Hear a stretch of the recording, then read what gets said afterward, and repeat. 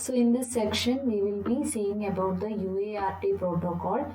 What does UART stands for? It is Universal Asynchronous Receiver Transmit Protocol. That is, this protocol is used both for receiving as well as the transmitting of data, and it is a universal protocol. Universal, we mean that certain parameters like the transfer speed or the data speed, etc., they are being configurable, okay, for the devices to communicate. It is a universal standard. And A stands for asynchronous mode of communication. That is, in the last section we have understood the basics of what is a synchronous, difference between a synchronous and asynchronous mode. So it is a asynchronous protocol, meaning that there is no clock signal to synchronize communication between the transmitter and the receiver. So there is no clock here. So it will be some kind of handshaking signals, and it is a receiving and transmit protocol. So UART, it is based on data transmission. It is asynchronous and it does not require a clock signal to synchronize. So there will be some predefined agreements.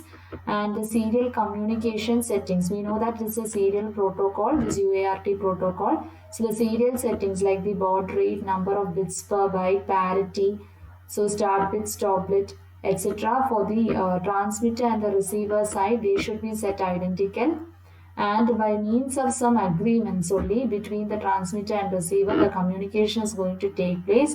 So here it will be in the form of start and stop bits. So the start and stop of communication is indicated through inserting special bits in the data stream. So when you are looking at the pin diagram for the UART protocol, for the UART device, you can see that it is performing parallel to serial data conversion at the transmitting side and serial to parallel data conversion at the receiver side. That is, it is used for both the transmission and reception of data. So if you are looking at this pin structure of UART, you can see that there is a receiver pin, transmitter pin and the ground pin at both the ends. And this is a type of simple structure, and you can see that it enables the full duplex mode of communication. You know what you mean by full duplex? It is simultaneously communication can occur, and since it is a serial protocol, how the communication will be occurring, only one bit will be transferred at a particular time.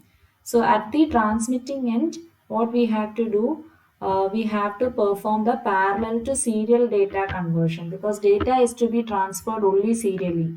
Only one bit we are going to transmit at the time, and at the other end, receiving end, we have to perform the conversion back.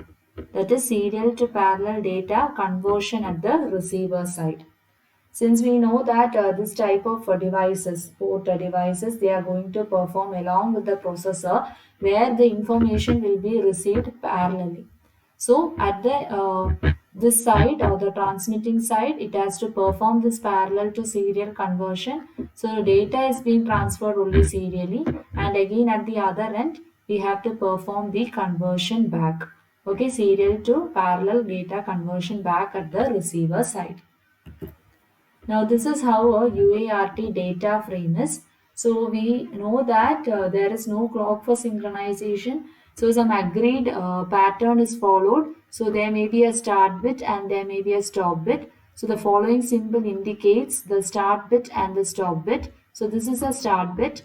Okay, so initially we are having a start bit, and after the data at the final you can have a stop bit, and in addition you can have a extra parity bit, that is a P bit, parity or a programmable bit, which is only optional. Okay, so you can see this follows a 10 or 11 bit format, because unlike the only the 8 bits, we know that one byte consists of 8 bits. So in addition, we are having a start bit and a stop bit. So that make it 10. And if you are having a P bit, it becomes 11. So that is why it is written here 10 or 11. Okay, so we have to when look at this particular frame and understand that initially it will be a state of, say, initially in order to start the bit, there has to be a high to low transition. So the high to low transition, that is going to indicate our start bit. Okay, and the stop bit, we mean that we are having a low to high transition. So when the serial data signal line, it is at idle state, that is no signal is transferring, the logic state is 1 exists in the signal line. So initially it is in 1. So when it is going to start, that is why I told the start bit means we are having a high to low transition bit. Okay, so it is in non-return to 0 state. So initially the logic state is 1. So when the data is going to begin, from here only the data is going to begin. So all these are data bits.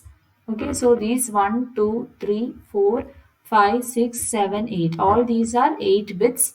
So how do you understand that this byte is going to come, or a particular packet it is going to come? From the receiver side, when it sees this transition, that is initially it is in logic 1 state, now it is going to 0. So 1 to 0 transition, it means that, okay, a start bit is there, now the data packet, it is original data, it is going to arrive. So initially it is in logic 1 state. And again reverse for the stop bit. How it will know that a stop bit is going to arrive? That is after receiving this 8 bits, data bits along with the parity bit. Again there has to be a transition. That is uh, low to high transition for the stop bit.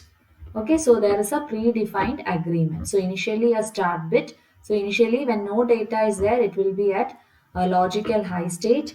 And when a high to low transition occurs, that is a start bit indication, the receiver will know now the original data is going to come. So after this original data and parity bit, P bit if available, again the stop bit is recognized by a low to high transition again. So thus data frame, it is being received by a transmitter and a receiver. Okay, so this is how the UART data frame structure is. So UART, each bit is sent during the time interval of delta t. So the bit period is represented as delta t, and we can know that the bit rate is equal to the reciprocal of the baud rate, and it is in 10 bits or in 11 bits format. That is 10 bits means along with the data bits we are having start and stop bit. 11 bits means that we are having also a P bit, that is a parity bit or a programmable bit. And in certain cases some special condition can occur, that is written here.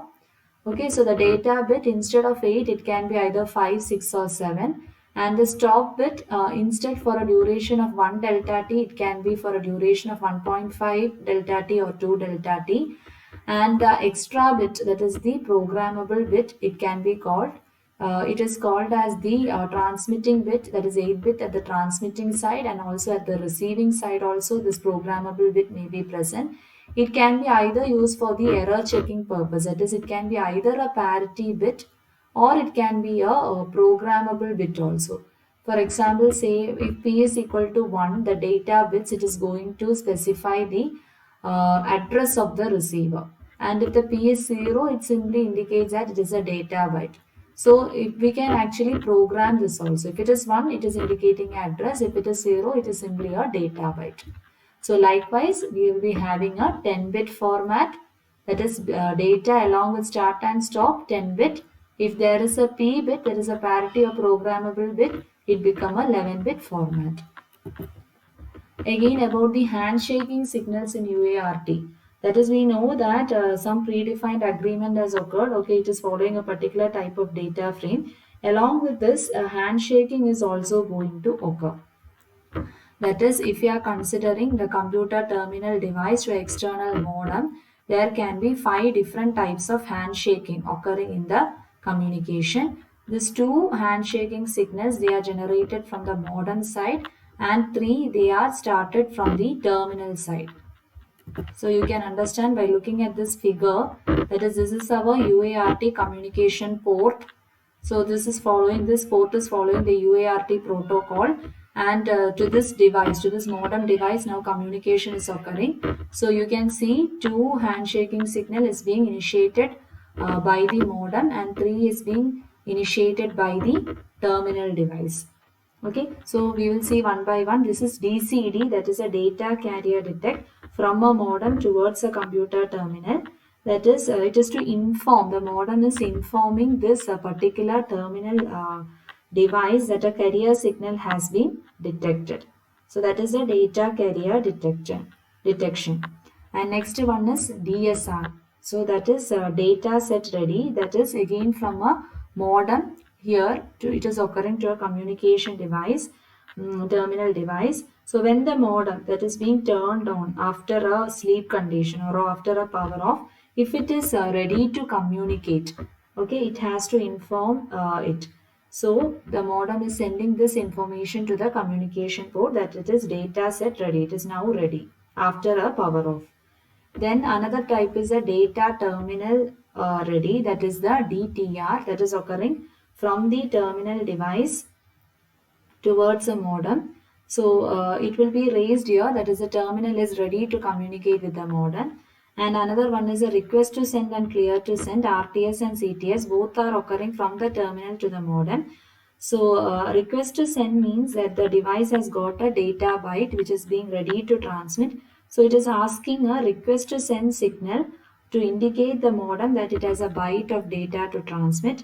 So clear to send, it indicates that the terminal, it has got the storage space for storing a data, that is it has got a space to store the data. So it sends a clear to send signal to the modem to indicate that it can receive the data byte now. So these are the types of handshaking signals which can occur between a modem and a communication port UART, which is following a UART protocol. And UART is a protocol which can do both the transmit and the receiver. It is a universal asynchronous type of protocol. And this is a pinout diagram of a UART connector to a communication port. So here also you can see the several types of handshaking signals and along with the transmit pin and the receive pin. So you can look at this. And about the baud rate, what we mean by the baud rate is the speed at which the data is being transmitted, and both the transmitting side and the receiving side, they have to agree upon this baud rate. So if we are using if the port is using the UART protocol, both the transmitting and the receiving end, they must agree at this baud rate, and the standard baud rate using the UART protocols are given. Okay, out of this 9600 bits per second, that is the most commonly used baud rate. And these are the advantages and disadvantages of UART. That is UART in the pin diagram itself, we have seen that it requires only 2 wires for full duplex communication. And since it is asynchronous, there is no requirement of clock signal. And we can have in the data frame a parity bit, which is going to ensure basic error checking mechanism. That is, parity bits means that if the error is occurring, with the help of the parity bit, the receiver will be able to know, the transmitter and receiver will be able to know whether correctly that particular byte has been received. If not, it will be asking to reset. That is the use of this parity bit. Then disadvantage is size of the data frame is limited. That is, it is only a 10-bit or 11-bit frame format, and the speed will be less when we are comparing to parallel communication. Obviously, UART is a serial communication standard, whereas in parallel communication, multiple bits can be transferred, so it is going to be slow. And there should be some predefined agreements, that is the transmitter and receiver must agree to the rules of transmission, and appropriate baud rate must be selected. So baud rate must be initially selected, and also certain rules are to be followed. All this handshaking has to occur, then only the communication can take place. So in this particular section, we have discussed about the UART protocol. So it is a protocol which is going to employ the serial type of communication, and it is a universal asynchronous protocol. So basically we have discussed about the basic principle of UART and the UART data frame, its baud rate, advantages, disadvantages, etc.